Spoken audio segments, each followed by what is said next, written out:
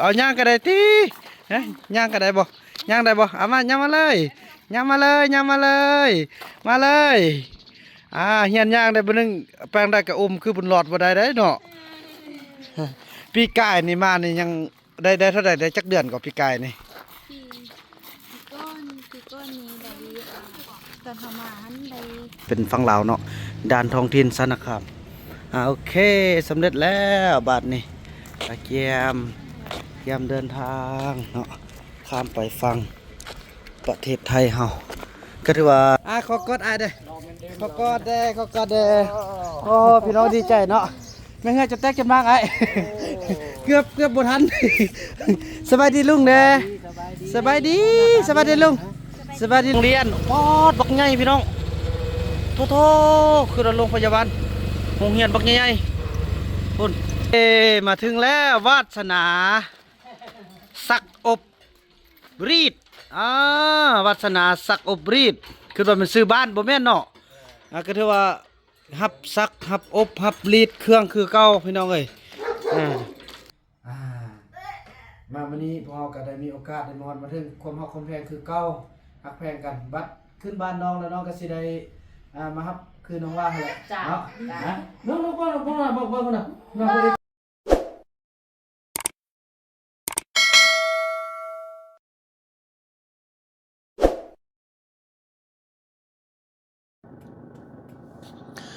สบายดีธรรมสมเนาะสบายดี FC ของเบาพนำกันเบิดสู่คู่สู่คนพี่น้องเอ้ยบ่ว่าสิอยู่ภายในหรือว่าอยู่ต่างประเทศกันถือว่าคลิปนี้ก็เป็นคลิปที่เบาพนำจะได้พาสาวนกแล้วก็ลูกชายบุญมีเนาะไปเยี่ยมเอื้อยวัฒนาเนาะไปเยี่ยมยามพี่น้องขึ้นฮอดคิดถึงเอื้อยวัฒนาแล้วก็พี่กำแหงเนาะซึ่งว่าเมื่อได้ปีกว่าแล้วล่ะพี่น้องเนาะหลายท่านคงจะชื่อได้ตอนที่ลูกชายบุญมีไปเข้าหม้ออยู่ที่โรงพยาบาลเสียงขันเนาะก็ถือว่ากับเพิ่นก็เป็นคนหนึงพี่น้องเนาะที่ว่าได้ช่วยเหลือบาผู้นำแล้วมามื้อนี้เขาเจ้าก็ได้ขึ้นเฮือนใหม่เขาเจ้าก็ได้โทรหาช่วงที่ขึ้นให้บาผู้นำก็ข้าเวียกพี่น้องเนาะก็ถึกช่วงอันเข้าป่าไปหาบุญรอดเลยบ่ได้มาเลยขอเพิ่นมื้อนี้ก็เลยว่าเห็นว่าพอสมควรแหละเพราะว่าตามที่ว่าเวียกมันก็หลายแหละพี่น้องแต่ว่าความตัดสินใจเนาะจะไปหาเพิ่นพอขึ้นฮอดคิดถึงพี่น้องเอ้ยถือว่าพี่กำแหงเนาะแล้วก็ทางเอื้อยวัฒนาเนาะก็ถือว่าเป็นคนที่แบบจังได๋พี่น้องมื้อนั้นหั่นจะเล่าเหตุการณ์ให้ฟังหลังจากที่พวกเราได้มีที่มาที่ไปเนาะก็ถือว่าลูกชายเพิ่นมีเจ็บพี่น้องเงินบ่พอหั่นแหละแล้วก็เลยได้เฮ็ดคลิปขอบทุกคนว่าสิได้กลับหลังจากที่ว่าเฮ็ดคลิปลงแล้วพี่น้องเอ้ยก็ถือว่ามีทางย่าแม่จันทลีคำวงศาย่าแม่เจียววอนนี่แม่กิมย่าแม่กิมอุปจันทร์แล้วก็แม่อรุณศรีนี่แล้วก็มีทางย่าน้องซีโน่เนาะเพิ่นไปเยี่ยมอยู่ที่โรงหม้อพี่น้องเอ้ยเนาะอยู่ทางพุ่นละเพิ่นก็มอบเงินให้ 1,000 บาทในมื้อนั้นเนาะเพิ่นใส่ซองพร้อมแล้วก็ยังมีอีกหลายๆท่านเนาะรวมถือว่าเงินถือว่าช่วยเหลือลูกชายบุญมีในตอนนั้นก็ถือว่าถึกอยู่ 40,000 กว่าบาทพี่น้องขอบคุณเด้อหมดสุขคนเนาะโดยเฉพาะคือน้ำใจเนาะทุกท่านที่ได้ช่วยมาฮอดจุดนี้แล้วก็พี่กำแหงแล้วก็พี่วัฒนาหลังจากมีเงินพี่น้องแล้วก็บ่ฮู้น่าสิไปซอกพี่น้องเอ้ยบ่ฮู้น่าสิซอกแล้วก็แม่นบังเอิญไปเห็นก็แล้วก็ถามหาเพิ่นป้าบ่นำก็โอนเงินเข้าบัญชีเพิ่นก็ทอนพี่น้องเอ้ยความไว้เนื้อเชื่อใจกันพี่น้องเห็นเทื่อเดียวนึงเนาะต่างคนก็ต่างลอยใส่กันเลยพี่น้องความดีนะแล้วบัดนี้เอาเงินออกมาแล้วเอาเงินให้เพิ่นก็บ่เอาพี่น้องเอ้ยเพิ่นก็ฮู้ว่าเฮาเป็นคนต่างชาติมาบ่มีที่พึ่งช่วยได้ส่ำใดเพิ่นก็ช่วยอันยังบ่แล้วพี่น้องเอ้ยยังเอาของอยู่ของกินมาให้เซาแรงเซาช่วยแรงหลังจากว่างงานเนื่อจากของกินนั่นแล้วก็ยังเอาเครื่องเอาของพี่น้องไปซักโดยที่ว่าบ่เอาเงินบ่เอาคำพี่น้องเนาะเบาน้ำจนเกรงใจพี่น้องอยู่หลายมือเกือบจักมือก็มันฮอดก็เป็นอาทิตย์พุ่นนะแล้วบัดนี้เครื่องเนาะพี่น้องเอ้ยไทยเปลี่ยนแล้วก็นุ่งชุดใหม่อาบน้ำอยู่ห้องหม้อพี่น้องเอ้ย ก็บ่มีบนซักนั่นแหละวันซั่นเนาะเฮาก็บ่ฮู้ที่มาที่ไปเด้เพิ่นก็รับผิดชอบเอารถแล่นมารับแล้วก็เอาไปซักพี่น้องซักแล้วตากแห้งอบแห้งแล้วก็แม่นมาส่งอยู่โรงพยาบาลพี่น้องเอ้ยฉะนั้นแหละโอ้ยพี่น้องเอ้ยความดีของเพิ่นบ่าวบ่นำก็บ่ลืมเนาะฉะนั้นแหละมื้อที่เพิ่นมายามบ่าวบ่นำก็สิจัดต้อนรับเต็มที่แล้วก็ทุกๆท่านเนาะที่เป็น FC ของบ่าวบ่นำบ่ว่าจะเป็นย่าแม่เจวอนย่าแม่จันทลีคำวงศาย่าแม่กิมอุปจันทร์เนาะแล้วก็ย่าน้องซีโน่นี่แล้วก็หลายๆท่านเนาะทุกท่านพี่น้องเอ้ยที่ว่าได้ช่วยมาเนาะคือมีฮอดช่วยตอนนั้นคือมีฮอดอีหยังก็คุณแม่ปันทิพย์เนาะแล้วก็หลายๆท่านพี่น้องเนาะถ้าว่าบ่าวบ่นำชื่อบ่ได้ก็ขอโทษขออภัยหลายๆเนาะแต่ว่าเงินคำที่ว่าทุกท่านนั้นได้ส่งมาบ่าวบ่นำก็บ่มีวันที่จะลืมบุญคุณของท่านเนาะหวังว่าจะมีมื้อหนึงที่ท่านพ่อท่านแม่ที่เป็น FC บ่าวบ่นำบ่ว่าจะแม่นแต่ช่วยพี่น้องติดตามแล้วก็ฮู้จักบ่าวบ่นำมาหาบ่าวบ่นำบ่าวบ่นำจะต้อนรับเป็นอย่างดีเนาะในตอนที่บ่าวบ่นำตั้งต้นตั้งโตได้เนาะตอนที่บ่าวบ่นำบ่มีที่พึ่งพ่อแม่ FC ทุกๆท่านก็ได้ช่วยบ่ว่าจะเป็นพี่น้องฝั่งลาวฝั่งไทยอยู่ในและต่างประเทศพี่น้อยขอบคุณทุกท่านที่ร่วมสายนี้นำกันเนาะจังใดก็ขอให้บุญคำนำสู่กันเบิดสู่คู่สู่คนนั่นแหละเนาะก็ให้แข็งแรงเจริญร่ำรวยอย่าเจ็บอย่าจนอย่าอึดอย่ายากอย่าขาดอย่าเขินปรารถนาสิ่งใดขอให้ได้ดังความมุ่งมั่นปรารถนากันทุกประการโดยเถิดเนาะไปพี่น้องเอ้ยบัดนี้เฮาก็ได้แตกเงินเป็นที่เรียบร้อยแล้วจำนวนเท่าใดเนาะจำนวน 5,000 บาทพี่น้องเอ้ยเนาะบังถือว่าจำนวน 5,000 บาทพี่น้องเอ้ยนี่1 2 3 4 5,000 บาทพี่น้องเฮาจะได้ไปแวะซื้อของขวัญเนาะซื้อของขวัญให้ทางพี่เป็นของขวัญพี่น้องเป็นที่ระลึกเป็นของขวัญให้พี่กำแพงแล้วก็พี่วาสนาจากนั้นก็จะได้ไปซื้อของอยู่ของกินนัดกันล่ะพี่น้องเอ้ยเนาะจะซื้อของอยู่ของกินกินข้าวสามัคคีกันแล้วก็จะบ่ได้เอารถใหญ่ข้ามพี่น้องไปจอดบนเก่าจอดอยู่ที่บ้านสารคามแล้วก็จะข้ามเหือข้ามเนาะขี่เหือข้ามพี่น้องเอ้ยจังซั่นเลยพี่น้องไปซื้อกระตาของขวัญนำกันแล้วก็เดินทางพบกันต่อไปเนาะพี่น้องเอ้ยแล้วเฮาก็ซื้อกะตาเนาะเป็นของขวัญให้ทางพี่กำแพงแล้วก็ทางเอื้อยวาสนาเนาะก็ถือว่าบ่บ่นำเลือกไปเลือกมาพี่น้องใหม่ก็เคยซื้อมาหลายแล้วอันนี้เป็นฮอดกระเป๋าพี่น้องเอาออกแล้วเป็นกระเป๋าเลยเห็นบ่นี่เป็นเลยทั้งกระเป๋าเลยนี่เพิ่นเอิ้นว่าเปลี่ยนกระเช้าเป็นกระเป๋านี่พี่น้องเนาะกระเช้าเนาะเปลี่ยนกระเช้าเป็นกระเป๋ายังก็ฉลองให้กับความสุขและสุขภาพที่แข็งแรงเนาะด้วยวีต้าพี่น้องเอ้ยเนาะโอ้งามพี่น้องเอ้ยเนาะเป็นกระเป๋าพร้อมเป็นที่ระลึกให้ทางเอื้อยทั้งสองเฮาเนาะเอื้อยทางอายเฮาไปบุญมีการต้อนรับแล้วพี่น้องเอ้ยก็ถือว่าสิตัดผมให้มื้อนี้ก็สำทึกวันพุธเด้เป็นมื้อบ่ดีเด้แล้วก็เลยว่าเลื่อนพี่น้องเนาะอดทนเนาะก็โอเคเป็นทางดอกเนาะไปพี่น้องเอ้ยเดินทางพบกันตอนต่อไปพี่น้องเอ้ยเนาะได้ของขวัญแล้วเดินทางต่อบาดนี่ยังสิไปผูกคอต่อแขนทางเอื้อยทางอายเติมอยู่ทางพุ่นละอันนี้500,000พี่น้องเอ้ย500,000ถึกอยู่เท่าใดถึกอยู่65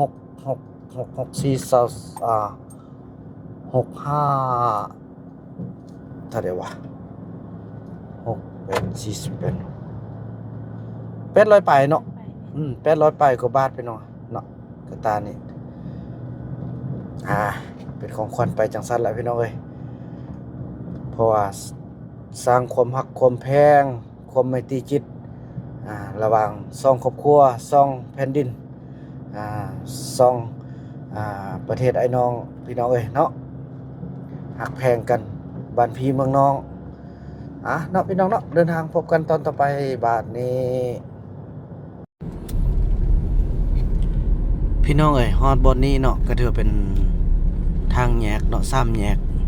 เลี้ยวซ้ายจะไปนครหลวงเวียงจันทน์ไปซื่อจะไปแก่นเท้าไปด้านสากลน้ำเฮืองลาวไทยก็คือด้านนากะเซ็งเนาะบันก็ถือว่าคันเฮาเอารถข้ามเฮาจะไปซื้อพี่น้องเนาะไปตรงๆนี่แหละแต่อันนี้เฮาสิข้ามด้านที่เป็นด้านท้องถิ่นเนาะ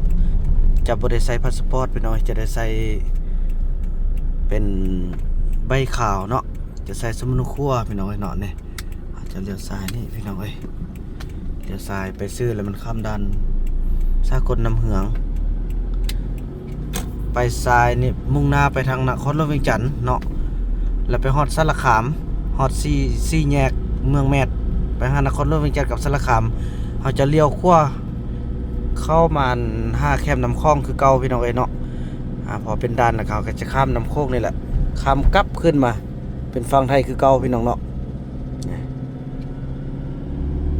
ไปเดินทางข้ามควบพวกไร่บัดนี้พบกันพูดแหละพี่น้องเอ้ย4แยกคนเนาะ4แยกสารคามตั้งแต่นี้ไปประมาณจักกิโลเบิ่งเดี๋ยวเด้อแต่นี่ไปแก่นเท้าเนี่ย60ปลายกิโลพี่น้องเอ้ยเนาะ62บ่ก็เห็นอยู่ปลายเมื่อกี้นี่บัดนี้แต่นี่ไปดันสารคามมันจักกิโลเดี๋ยวเบิ่งเด้อเวียงจันทน์เลี้ยวขวาเนาะเวียงจันทน์190กิโลฮอดนครหลวงเวียงจันทน์190ถ้าว่าไปฮอดสารคามนี่จักกิโลเดี๋ยวเบิ่งศอกตามนี้เด้อจะมีป้ายเขียนบอกนี่บอกพี่น้อย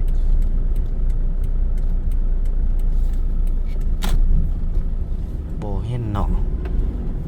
ก็น่าจะประมาณมง30ปลายกิโลนี่บ่เบิ่งน่าจะประมาณนั้นแหละพี่น้อยเพราะเส้นทางก็สบายแต่ว่าขึ้นภูเนาะขึ้นภูใหญ่ลงภูใหญ่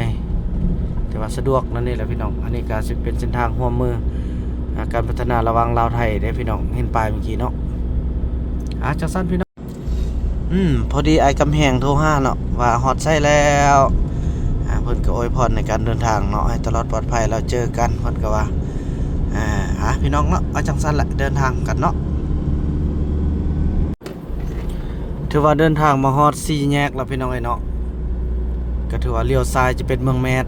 เลี้ยวขวาจะเป็นเมืองสารคามเข้าตัวเมืองสารคามเนาะแล้วก็ไปซื้อจะเป็นนครหลวงเวียงจันทน์พี่น้องเอ้ยบ้านโนนสวรรค์เราก็จะได้เลี้ยวขวาเข้าไปที่ด่าน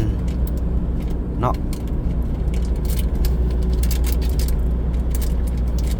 ปีนี้ไอ้บุญมียื่นได้แล้วปีไก่นี่มาเจียออกหยอกแน่ปีนี้ยื่นได้แล้วเนาะ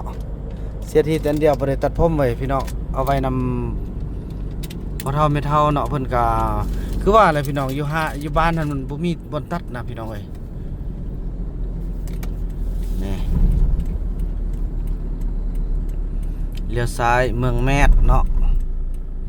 103กิโลสารคาม17กิโลนครหลวง124กิโลพี่น้องเอ้ย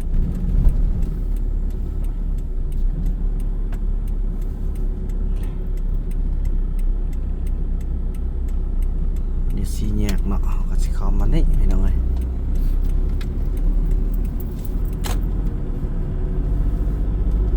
สนะขามตัดผมสว่างวันนี้วันพุธพี่น้องเดินทางว่ากันต่อไปเนาะแล้วเราก็ได้เดินทางมาฮอดสารคามพี่น้องเนาะสารคามก็ถือว่าจะมีทางแยกเข้าอีกได้พี่น้องเนาะแยกเข้าไปด้าน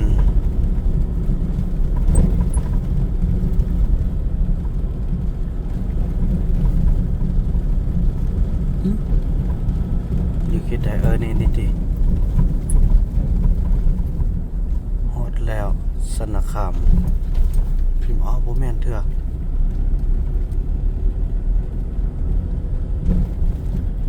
หับฝากโอเคเนาะนี่พี่น้องหับฝากรถใหญ่เดี๋ยวไปฝากอยู่บนเกาะเขาเนาะทางลงด้านสารคามเชียงคาน นี่พี่น้องฮอดนี้ก็จะมีบอนฟักรถเราเคยมาฟักเท่านึงแล้วอยู่ที่นั่นเราก็ฟักคือเก่าเบิ่งทางใดวะเอาทางใดมาทางนี้บอกโอ้เพิ่นมายืนเนี่ยเอาสันเอาตัวนี้เลยสันนะเนาะอุ่นเอาเพิ่นเอามาบอกให้แล้วก็โอเควิวเนี่ยจะมีคนคอยให้บริการพี่น้องเลยเราจะเอาไว้อยู่ที่ไหนเนาะข้อนั้นนี่เลยเนาะ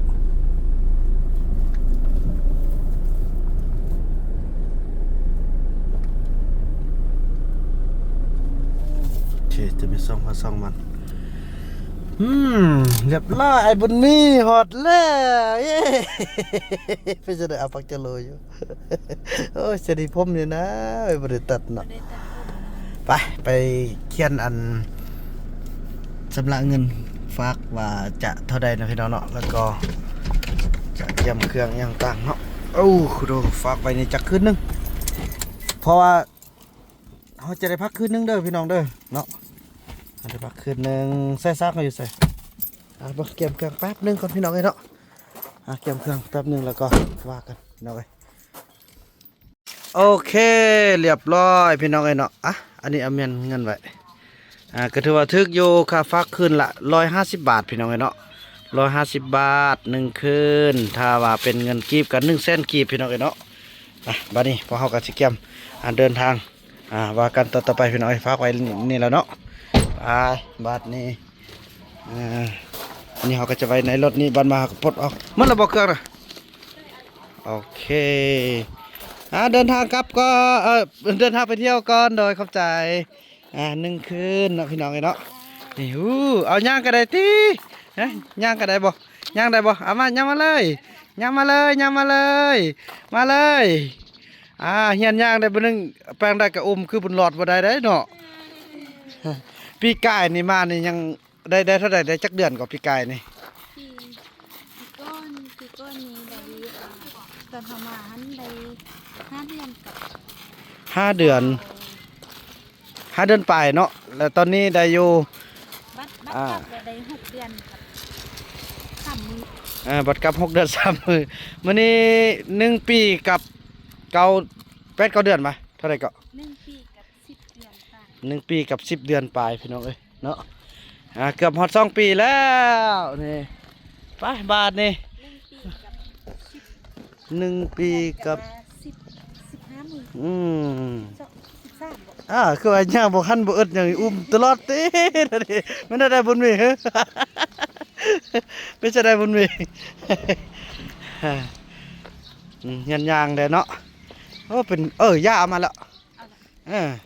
เป็นวัดพี่น้องเอ้ยไปพี่น้องเอ้ยเนาะเฮาก็จะได้เดินทางเข้าไปทำเอกสารอย่างต่างอยู่ที่นี่ก็จะมีห้านอาหารเนาะก็จะมีบอนฝักรถ2 ฝักข้างนี่ก็จะมีการบริการหลายๆอย่างเนาะมีรถ3 ล้อมีหลายๆอย่างเนาะพี่น้องเนาะนี่โอ้ใช่เลยเอาละบ่เป็นการรังแกบุญมีติบ่เป็นการรังแกบ่ให้กันย่างก็แท้เอาวางให้มันได้บุญมี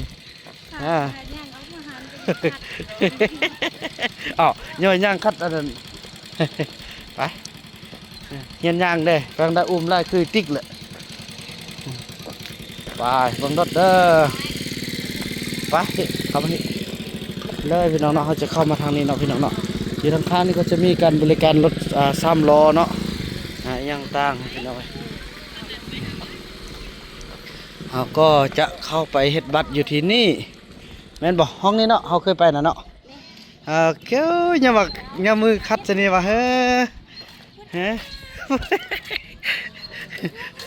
โอ้ย่างแบบสุดล้อเลยเป็นบ่ไปหาปลากับลุงมื้อนี้เนาะจังสั้นพี่น้องเขาก็จะได้เฮ็ดบัตรเฮ็ดใบเนาะแล้วก็ว่ากันต่อไปพี่น้องพี่น้องแล้วเขาก็ได้แล่นบัตรแล่นใบเอกสารไปที่เรียบร้อยเนาะเตรียมจะเดินทางข้ามยินดีตอนรับสู่สปปลาวเนาะอันนี้เป็นฝั่งลาวเนาะด่านท้องถิ่นสารคามโอเคสำเร็จแล้วบัตรนี่เกียม ยามเดินทางเนาะข้ามไปฟังประเทศไทยเฮาก็ถือว่าถึกอยู่200เท่าใดเฮ็ดเอกสารนี่250 บาทบ่นั่นบ่ฮะ 200,000 นั่นพี่น้องเอ้ยเอากระสดครับเอ้าอันนี้มีนี่ด้วยวะโอ้อันนี้เป็นสลิงเนาะน่าจะเป็นตัวเขาส่งคนเครื่องใหญ่พี่น้องเอ้ยเนาะคนเครื่องใหญ่ไปลงไปว่าตอนนี้ก็จะมันข้ามจากประเทศลาวเฮาพี่น้องเอ้ยเนาะกำลังข้ามไปหาฝั่งไทยเฮาเลยบ้านนี้โอ้ทันสมัยแล้วพี่กายนี่ตอนมาทวิตบ่มีพี่น้องไอ้ตัวนี้นะเนาะเดี๋ยวนี้นี่เครื่องใหญ่นี่เขาเจ้ามีบริการลากขึ้นให้เองเลยนี่ก็ผู้ใดที่จะเอาขึ้นก็เขาลงเนาะแต่ว่าผู้ใดบ่ขึ้นก็เปขึ้นก็ได้พี่น้อยจะมีการบริการทุกแนวเลยพี่น้องเนาะโอ้เสียงคานพี่น้องเอ้ยด่านใส่ด่านหันพี่น้องซื้อๆเลยเนาะซูมบ่ได้พี่น้องเพราะว่านั่นเด้ไปอยู่รอท่าโอ้คนก็ขึ้นพร้อมเนาะโอ้มีการบริการแบบนี้พี่น้องเดี๋ยวนี้นะคือว่าในคนเจ็บคนเป็นหรือว่าคนมีลูกคนเฒ่าคนแก่สิจะมีการเอาขึ้นได้แล้วเดี๋ยวนี้นี่เป็นบริษัทเลยพี่น้องบริษัทแสงพระจันทร์เนาะบริการเลื่อนขึ้นโดยเฉพาะสินค้าและคนนี่โอ้เฉพาะคน1 คน10 บาทเอ้าแม่นวะพอดีเลยเนาะด้วยอันนี้กันสิข้ามมันกันนี่อ๋อนับอ๋อโดยแม่นแหละ2 คนได้โดยโดยโอ้ยัง8 นาทีพี่น้องเกือบบ่ทันเนาะโอเคสำกับหม้อที่พี่น้องพอมันจะมีแบบชั่วโมงเช้าชั่วโมงแรงพี่น้องเอ้ยโอ้เกือบบ่ทันเนาะ เกือบบ่ทันพี่น้องเอ้ยนั่งเลยโอเคโอ้ความยัง8 นาทีพี่น้องเอ้ยเกือบบ่ทันคอยทันเด้อก็กะคือว่ารายการเดินทางกะมาแต่เช้าพี่น้องเอ้ยโอ้แสดงว่า12 โมงเขาจะปิดตอนช่วยเนาะ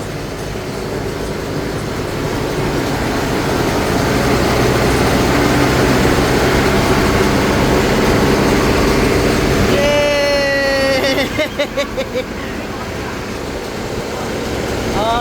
โอเคได้เอาเสื้อซูซิปพี่น้องเนาะ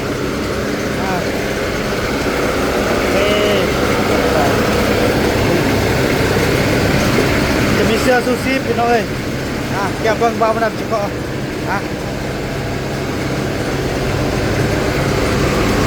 ดูเสื้อซูซิปก่อนพี่น้องเนาะ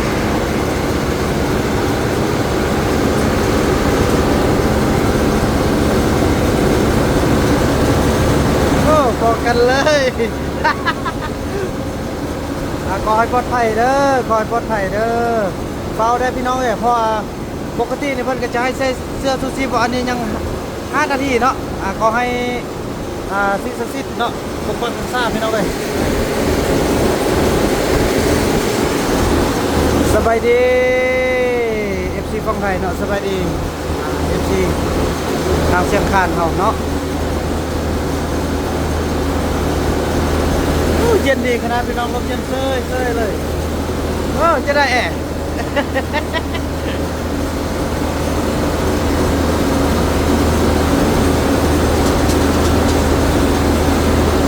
โอ้แต่ละคันมีเสื้อชูชีพให้หมดพี่น้องเนาะสุดยอดเลย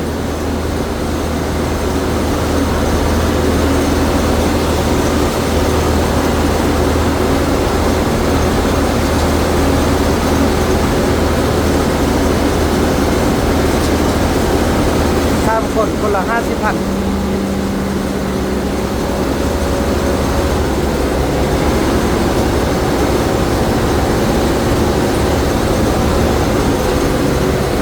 เดี๋ยวเที่ยวสุดท้ายของตอนช่วยพี่น้องเอ้ย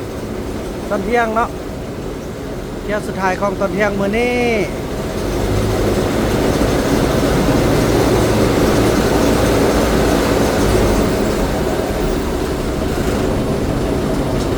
ขึ้นฮอดจัดสักจึกพี่น้องเอ้ยตอนที่มาเฮียนไทยทำไทยตัดต่อเมื่อก่อนมานำกันพี่น้องเอ้ยเนาะ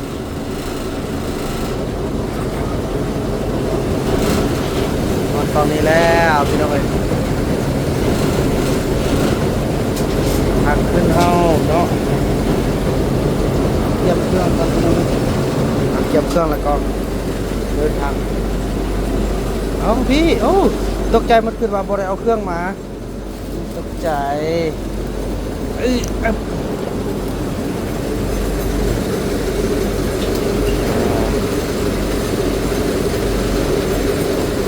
โอเคนี่เสียมาจับไปให้อ่ะน้องขึ้นไปก่อนเลยปลอดภัยกันพี่น้องเอ้ยขอบใจได้เด้อขอบใจหลายพี่น้องเอ้ยฮอดฟังเสียงคานเขาแล้วพี่น้องเนาะฮอดทางประเทศไทยเขาแล้วพี่น้องเอ้ยไปบ้านนี้ก็สิแม่นขึ้นไปต่อฟังไทยเฮาแล้วก็จะไปหาอันทางปลากับลุงครับพี่น้องเนาะฝากกันต่อไปพี่น้องเนาะสบายดีสบายดีเย้ฮอดแล้วขอกดเด้ขอกดเด้โอ้พี่น้องดีใจเนาะไม่งั้นจะแตกกันมากเกือบบ่ทันสบายดีลุงเด้สบายดีลุงสบายดีลุงเด้สบายดีคงจะบ่จืดแล้วเนาะพี่น้องเอ้ยไปบาทนี่อันปลาเด้ปลาตุกเด้ปลาตุกกันขายน้ำนี่เดี๋ยวส่งใบมันกับกลับละกลับเอาไปบ้านก่อนเนาะได้กลับบ้านเอาเลยเลยได้แล้วนั่งจับก็ได้โอเคมีหลายอย่างพี่น้องเอ้ยแม่นครับ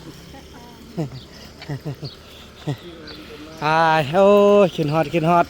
เลยมาฮอดมาถึงกันคือเก่าแม่นก็มา2 ปีแล้วเนาะตอนนั้นบักเฮาได้6 เดือนปลายตอนนี้ก็ได้ปีกับ11ปีกับ11เกือบฮอด2 ปีเนาะแม่นยังคันเดิมนี่เคยได้ขี่คันนี้แหละพี่น้องที่ว่าเที่ยวไปเอาเครื่องไปซักผ้าหน่อยเนาะดีใจพี่น้องเอ้ยปังรวยๆบ้านนี้เพิ่นสิพาไปนอนบ้านใหม่พี่น้องเอ้ยนอนเฮือนใหม่บ้านใหม่เฮาแล้วจังได้โดนแต่งกระมังเลยพี่น้องเอ้ยเฝ้าเกือบบ่ทันพี่น้องเขาจุดนั้นบ่ทันจะคนเลยพอคือว่าแล้วพี่น้องตอนช่วยนะเพิ่นพัก12 โมงเลยเขาเป็นขบวนสุดท้ายของอันเมื่อตอนเช้าพี่น้องเอ้ยทันพี่น้อง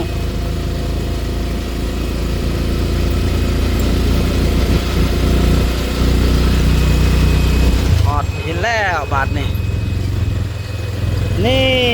อันนี้เป็นห้องพยาบาลบ่นั่นบักเขาบ่แม่นเนาะ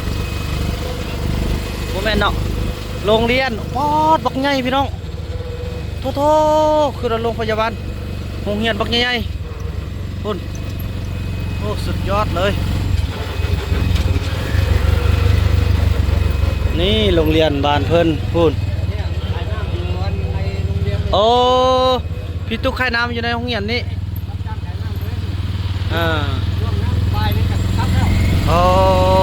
เลยตัวไม่ซักงามครับไม่ซักเมื่อแต่พี่น้องไม่ซักทองไหมหงเหียนบักใหญ่พี่น้องเอ้ยดูไ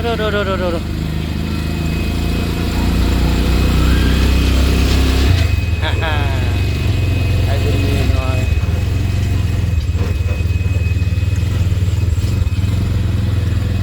เป็นหงเหียนเนาะ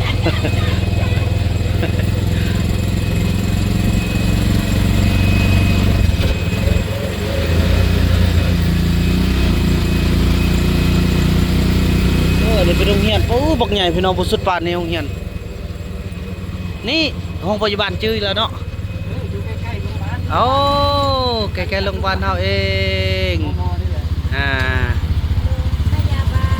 ลนี่ พี่น้องเนาะบอนที่ว่ามาสุขชีวิตช่วยชีวิตลูกชายบุญมีเนาะโอ้ยดีใจพี่น้องเอ้ยนี่บ่ให้ได้เข้าอีกแล้วเด้อมายามพี่ยามน้องบ่ได้นี่ก็บ่ขอบใจโอ้เมื่อก่อนนี่ทางอ้ายทางเอ้ยเพิ่นไปเซาเฮือนอยู่ทางหน้าพูนพี่น้องเนาะเพิ่นก็เที่ยวมาเอาเครื่องไปซักด้านหลังนี่เพิ่นเอ้าอยู่ใกล้ๆนี่เลยโอ้พี่น้องเลยตอนนั้นมาที่นี่เลยเนาะนี่เพิ่นเที่ยวมาเอาเครื่องซักอยู่นี่แหละพี่น้องเนาะนี่บนนี้แหละโอ้ดีใจพี่น้องเลยนี่ไปมาอันนี้ห้องพยาบาลเชียงคานพี่น้องแล้วบักใหญ่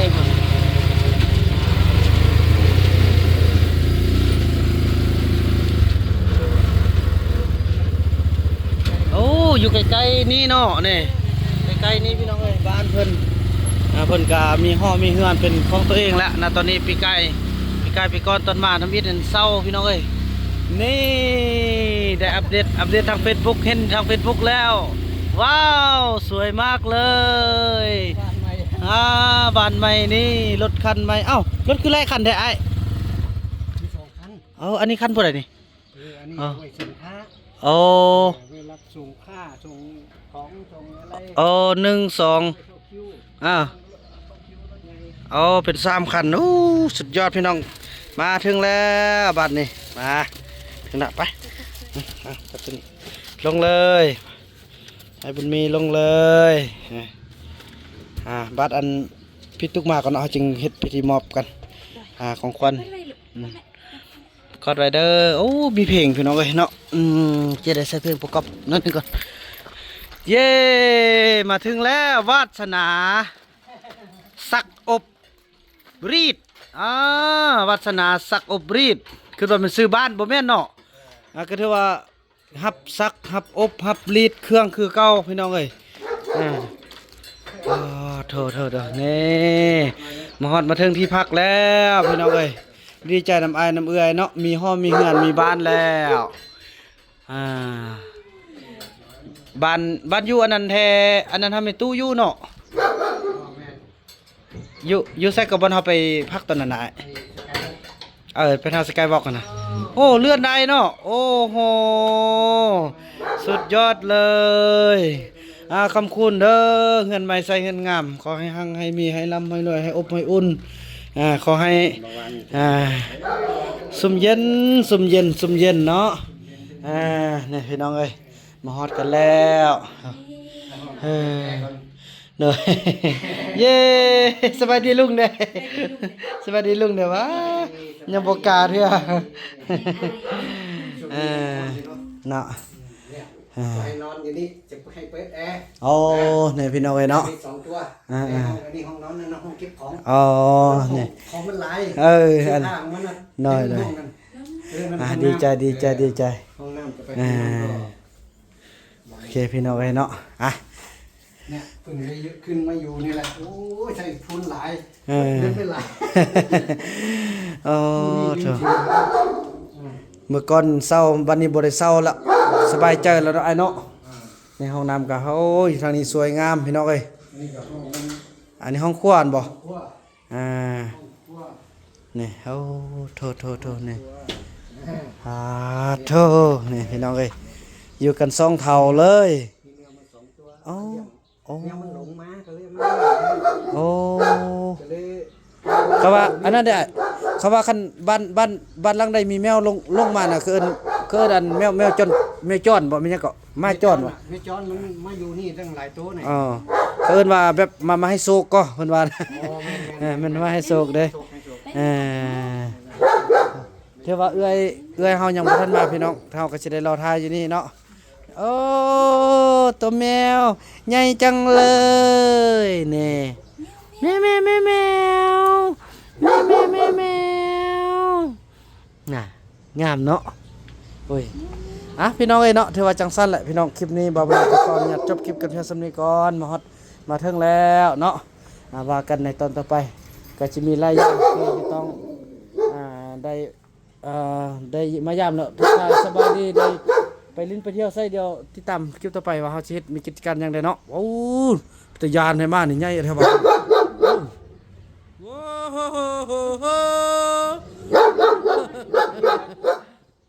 มาทักทาย โอ้ คนแปลกหน้ามาบอกว่าเป็นไปถ้ามีเสียงจะ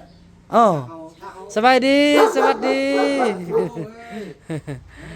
นั่นนะพี่น้องเนาะคลิปนี้บ่าวนำขออนุญาตกล่าวคำว่าสบายดี ทางบ้านก็ดีนะเนี่ยชั่วโมงแขกมาเยือนสบายดีพี่น้องเอ้ยสบายดี FC ของบ่าวนำกันเบิดทุกคนพี่น้องสวัสดี ยังเขาไอ้นั่นได้ยังอ่ะเขา ใครทำนั่นแหละ ไม่อะไรนะที่ว่าไม่สบายตอนเช้าเขาดีขึ้นแล้ว กินยาไปเรื่อยๆดีแล้วเด้ นู่นไม่เป็นไรนู่นโรงหัวอยู่ข้างนี่เลย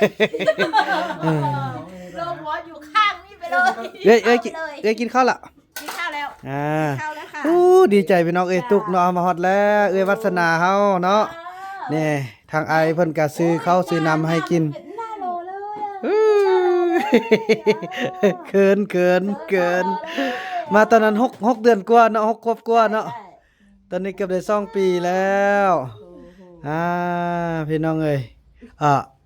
สบายดีป้าได้บ่ สวัสดีครับ สวัสดีป้าสวัสดีป้าด้วย สบายดีสบายดี พี่น้องเลยเนาะ เขายังไม่ยังไม่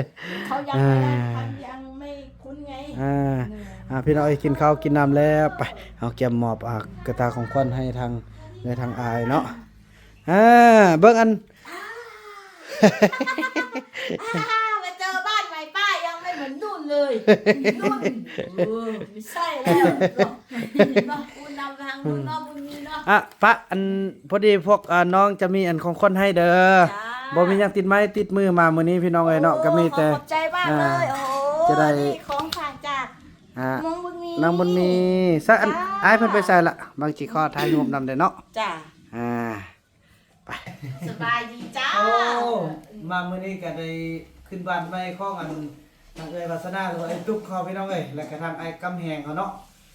ก็ถือว่ามาแต่ละเทื่อก็ถือว่ายังอยู่เรือนเศร้ามาปีนี้มีเฮือเป็นของตัวเองเนี่ยสุดยอดสุดยอด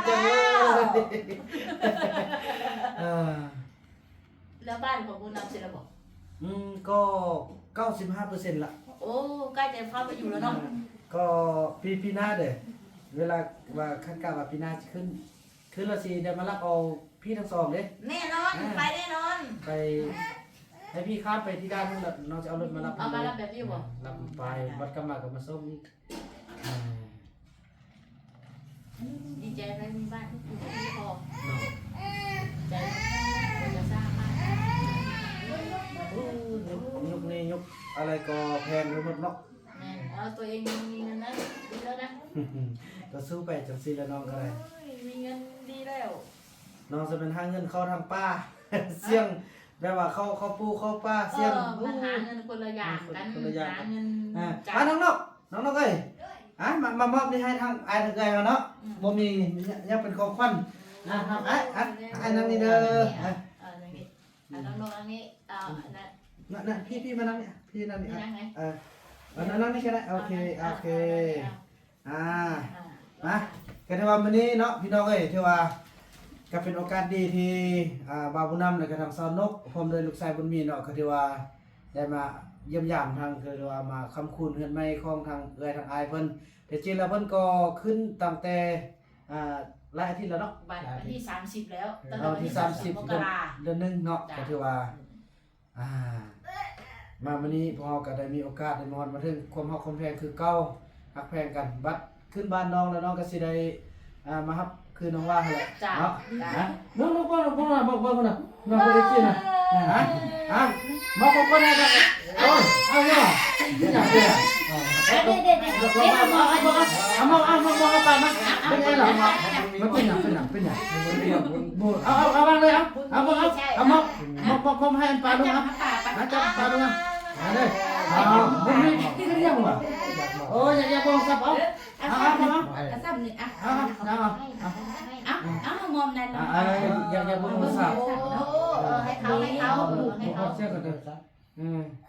โอเคเอาบอกเลยนี่เอา รุ่นลูกเนี่ยเนาะดีไอรุ่นนี้มันคือดี อ่ะเด้อขอมอบให้นักเรียนทั้งอายเด้อขัดจังหวะนิดนึงขอให้พี่แม่เด้อเจริญร่ำรวยขอเป็นนมโพมใส่ให้พวกน้องพวกนุ่งซื้อได้ใครมันเด้อหาเงินให้มันหาทองมันไล่กองน้องไล่เข้าความเจ็บจะสดายความใครสดายมีพัฒนาสิ่งใดขอให้ได้ดังความมุ่งมั่นพัฒนาเนาะสาธุดีใจเด้อขอบใจอะไร ย้อนไปเด้อ ย้อนไปคำอวยพรนี่ย้อนไปให้คุณนำเด้อ เป็นกระเป๋ากันไดก่อนนะ แม่เป็นกระเป๋าได้ใช่ไม่ได้ใส่2อย่าง เอ้าเป็นยังเป็นนี่เหรอ ให้เขา เนาะ ให้เขา ดี ให้เขา ก็ถือว่าเมื่อไหร่พี่น้องเอ้ยพบกันตอนแรกคนมานี่ตอนแรกก็สิบ่แม่นจะสั่งสิพวกน้องพวกนุ่งที่เป็นเขาเป็นเจ้ามือเลี้ยงอาหารพอดีทางอาเด้อเพิ่นก็เลี้ยงครับช่วยแล้วพวกน้องก็สิเลี้ยง ให้เขาให้เขา ดีวันนี้ถือว่าเป็นวันดีละที่มาเยี่ยมกัน แม่ นะ คืนนะเขาจะซื้อบ้านใหม่ไปก็จะมารับเอาไปนู่น ปีหน้าปีคาด ปี กัน หน้าเดือนกุมภาปีหน้านะอีกปีนึงพอดีละสบายใจละ 2020 ช่วงนี้เราก็ยังว่านั่นแหละขึ้นบ้านใหม่ เดี๋ยวไปติดยูทูบบนกระเป๋าแห้งไม่ได้ ช่วง โอ้ นี้ ปีหน้า ปีหน้านี่ตั้งตัวได้แล้ว ตั้งตัวได้แล้ว ถ้าช่วงนี้นี่โอ้โหยัง ก็ยังไม่ คือว่าแหละเฮาสร้างบ้านใหม่ สร้าง จัง บ้าน ซี่ ใหม่ แหละ เนาะเบาก็ ผู้ใด ไปละ มันเพิ่งมาใหม่ไง ทางซื้อที่ดินเนี่ยทางซื้อที่ดินเนาะทางอาเดือนเนี่ยซื้อที่ดินสร้างบ้านจนเสร็จทีเดียวก็โอ้สุดยอดเก่งจังเลยเก่งจังเลยดีใจพี่น้องเลยก็เดิมอาเดือนเพิ่นก็สู้ คือทุกอย่างถ่าย แล้ว อะไร ก็ นะ เป็นสี ที่ทุกอย่างถ่ายอะไรนะถ่ายไลฟ์สด อะไรนะที่พี่ตุ๊กลงอ่ะที่พี่ตุ๊กเคยลงบอกว่าโอ้วันนี้บุญนำอะไรนะเขาเรียกว่าอะไรนะบุญนำเพตระกูลที่มาจากยูทูบเขาก็บอกว่าไงมาจาก YouTube อยู่ไหน ยู นะ ทูบเบอร์อยู่สยามบุรี ชัยบุรี บุรี เขามาเยี่ยมบ้านเลยเขาเป็นซูเปอร์สตาร์เลยไหมซูเปอร์สตาร์เงินสหรัฐเยอะ คนที่ตามได้เป็นเท่าไหร่200,000เนาะ นี่ เกือบจะถึง200,000แล้วพี่ เกือบจะถึง200,000แล้วนะ ตั้งแต่ไปหาผู้เสียพี่ตุ๊กก็ยังว่าจะไปอยู่นะ แต่ว่ายังกระเป๋านั่นอยู่ตกหลังจากปีหน้าไปไหม นี่ โน้ พี่ ไปเนาะ หลัง เนาะ จาก เนาะไป เราจะขึ้นบ้านน้อง เราให้ขึ้นบ้านขึ้นอะไร บุญ เช็ค มี ก่อน พาไปน่ะ มันเป็นจังหวะที่มาต่อเนื่องเลย จริง พี่ตุ๊กก็ไป ได้สิ่งดีๆมา วันนั้นที่พาน้องๆเข้าไปใกล้ๆน้องๆก็เลยบอกขออธิษฐานกับปู่ว่าไอ้ครับ เราได้ที่บ้านก็ตอนนั้นเรายังไม่ได้นะ ยังไม่ มาซื้ออยู่ตรงเนี้ย แล้วมาซื้อนี่แล้วก็อธิษฐานกับหลวงปู่อยู่เพราะว่าอยาก เรามาเห็นว่า พักอินตรง จุด นี้ นี้ ได้ เนี่ยดีทำเลดี เพราะพี่ตุ๊กเคยสู้นะ สู้มาล้างจานด้วยล้างชามนะน้ำจะรู้อยู่เนาะล้างด้วยล้างชามร้านอาหารแล้วพี่ตุ๊กก็ขี่รถผ่านไอ้ทะลุตรงนี้ไงเห็นป้ายประกาศ มันเพิ่งติดใหม่ๆนะที่เดินขายแบ่งขายเนี่ยถ้าขายหมดแล้วก็ไม่มีปัญญาเหมือนกันแบ่งจะตั้งสอทอ คุณของตอนนี้เขาขายคืนเงินร้อนเนี่ยนะคะเนี่ยให้ชิม จนถึงจังหวะเนาะ จังหวะเป็น พี่ ช่วงเรา พี่น้องหลังจากที่พวกเราได้พบกันเนาะหลังจากที่มาพบกันแล้วก็ได้ไปหาลูกผู้ศิลาเนาะแล้วก็ข้อบุญบัตรอย่างต่างทุกอย่างก็คือว่าแบบบุญอย่างต่างหาเงินหาคำแค่เดี๋ยวอายเพิ่นก็เป็นคนที่ว่ารับส่งคนอีสานพี่น้องเอ้ยเนาะไปมาสู่คนที่ไปโรงพยาบาลอย่างต่างฟังเราฟังไทยเข้ามาอย่างต่างเพิ่นก็บริการพี่น้องเอ้ยแล้วก็มาตอนนี้ก็ถือว่าเก็บเงินเก็บคำมาจนสร้างเนื้อสร้างตัวมีห้องมีเฮือนล่ะพิการได้เศร้าอยู่เด้เนาะ เศร้าอยู่สังหาร2 ปี 3 ปีปีนี้ได้บ้าน3 ปีเต็มมาอยู่ตั้งแต่ ปีพอดี ปี65 เดือนกุมภา 9 กุมภาพันธ์65ที่ลูกมาอยู่จังหวัดก็บ้านบุญนำกันเห็นนั่นแหละ แม่น วันนี้บ้านของเราเองเนาะสบายแล้วบุญ ส นำ บายละ นี่ตั้งแต่มานอนที่บ้านใหม่นะโอ้นอนหลับตี5-6 โมงยังไม่รู้ตื่นจริงๆบุญนำ พี่น้องจีว่ายังให้ฟังเฮือนหลังนี้บ้านหลังนี้นะมือขึ้นก็ถืออันห้วยเสาโตเนาะ ใช่ถึงวันลงตอนที่ขึ้นใส่สมก็ได้เนี่ยได้ เจ็ดวันละ 9 ได้มาตลอดเลยทั้งขึ้นทั้งขึ้นทั้งเช่าโทเลย สาธุดีใจคอยบ้านหลังนี้เป็นบ้านคำบ้านคุณเด้อเนาะขอให้หุ่งเรื่องแล้วก็จากหลังที่1ให้มันเป็นหลังที่2หลังที่3ก็ให้มันเพื่อให้ลูกให้หลานอนาคตเนาะพี่น้องให้ดีใจคือว่าโอ้ลมกันแบบครอบครัวแบบถือว่าเป็นอายเป็นเอื้อยแบบขิงๆแล้วแหละพี่น้องเอ้ย กันเองวันนี้ปิดมีบังมีอะไรก็ว่าสู้กันทัน โอ้น่าจะแบบอยากนอนแล้ว โอ้ บ่ได้นอน จะ เล มาย เปิดแอร์ ให้นอนเล่น เปิดแอร์ เปิดแอร์ เรามาพูดกับลูกๆเปิดแอร์ให้เขาลุงนำเปิดก็เปิดแอร์มันร้อน มันก็โอเค บอกว่าต้องเปิดอยู่บอก เพราะมันก็อากาศพอดีอยู่นั่นแหละก็สิได้มาพบกันบ่เป็นเรื่องบ่เป็นเรื่องบังเอิญเนาะที่เราจะพบกันไอ้เลยเนาะจุดที่เฮาพบกันนี่แล้วมันให้อายไปส่งอยู่เมืองเลย ตี 3 ตี 4เนาะไปเฝ้ากันน่ะแล้วตอนนั้นฝนตกเลยนะนะ ส่งเมืองเลยเราไปกดคลินิกเนาะกดคลินิกหลังจากกดคลินิกมาแล้วมานี่เนาะแนะนำให้มาโรงพยาบาล โรงพยาบาลเข้าโรงพยาบาลแล้วก็เพิ่นก็ยังเฝ้าพี่น้อยจนฮอด1 โมง 2 โมงกลางคืนเนาะตี 1 ตี 2เนาะแล้วก็จนแล้วจึงฮู้จักฮักแพ้กันมาพี่น้องเอ้ยเนาะก็ดีอกดีใจก็โอ้อันนี้แหละพี่น้องเอ้ยคนเฮากันสิ้นบ่เสมอกันนี่ ไม่ได้เจอกัน บ่ได้เจอกันเนาะทุกอย่างบ่เป็นเรื่องบังเอิญเลยพี่น้องเอ้ยเนาะจังซั่นเนาะไอ้เนาะเรามื้อแลงเกี่ยมพักผ่อนนิดนึงแล้วก็เกี่ยมออกตลาดตอนแรกเนาะตลาดแล้วก็ ที่กับมา มาพักผ่อน พักผ่อนก่อน จะได้เป็นเจ้ามือเลี้ยงอาหารเป็นอาหารทะเลพี่น้องขึ้นย่างนำกันบ่กินนำกันตอนนั้นก็สิมีปลาหมึกมีกุ้งมีอีหยังตึมหอยมาพี่นี้เหมือนเดิมแต่ว่าจะขอเป็นเจ้าภาพเพราะว่าไอ้เพิ่นเป็นเจ้าภาพตอนช่วยละตอนเที่ยงละตอนแรกสิขอเป็นเจ้าภาพจักมือเด้อเนาะเด้อยินดีแม่งขอบคุณใจหลายนะพี่น้องเอ้ยถือว่าคลิปนี้บ่าวเราจะขออนุญาตจบคลิปกันเพียงเท่านี้ก่อนแล้วก็ว่ากันใหม่ในคลิปต่อไปเนาะเบิ่งติดตามกันขึ้นไปของครอบครัวซ่องแผ่นดินเฮาพี่น้องเอ้ยคมฮักคมแพงกันจังซี่แหละคือกับครอบครัวเนื้อเดียวกันถึงว่าเฮาจะอยู่กันคนละเขตคนละประเทศแต่ว่าในใจความผูกพันความฮักความแพงความสามัคคีคือครอบครัวเดียวกันพี่น้องเอ้ยเนาะคลิปนี้เบานำข้อกล่าวเข้ามาสบายดีบ๊ายบาย FC เด้อไอ้เอ้ยบ๊ายบาย